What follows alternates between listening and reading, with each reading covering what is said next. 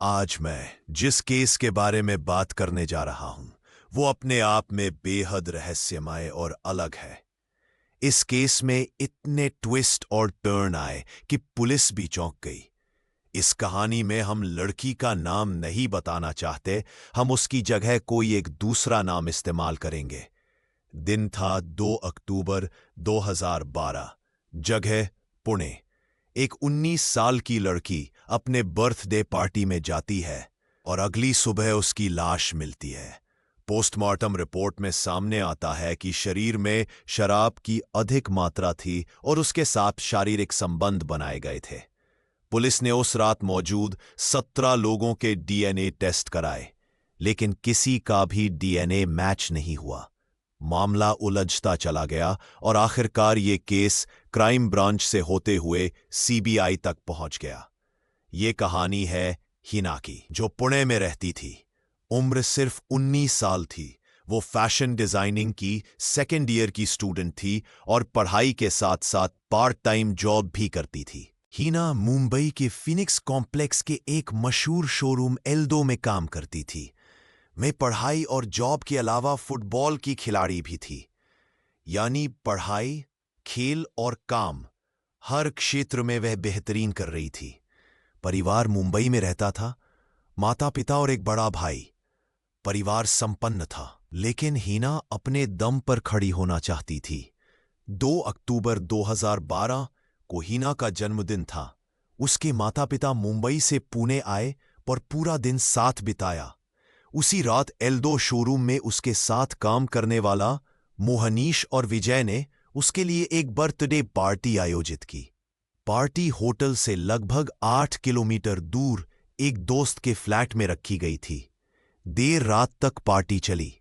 20 अक्टूबर 2012 सुबह 8 बजे मोहनीश विजय ने हिना के पिता को फोन किया, जल्दी से हॉस्पिटल आइए, हिना की हालत बहुत खराब है।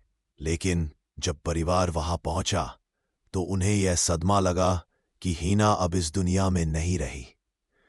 पोस्टमार्टम रिपोर्ट जांच में सामने आया, शरीर में अत्यधिक शराब की मात्रा, शराब की ओवरडोज और हार्ट अटैक से मौत।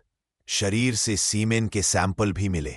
सबसे चौंकाने वाली बात, डॉक्टरों के अनुसार हिना के शरीर में मौजूद दिल एक मेल पुरुष का हार्ट था, लेकिन हिना की कभी हार्ट सर्जरी हुई ही नहीं थी।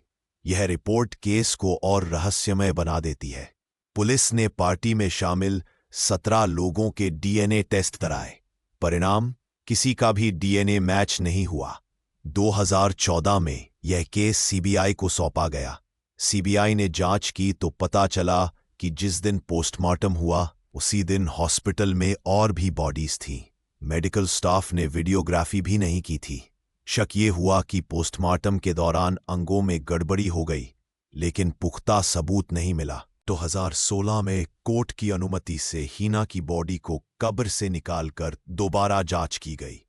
नए डीएनए टेस्ट भी हुए, लेकिन नतीजा वही रहा, कोई ठोस सबूत नहीं मिला।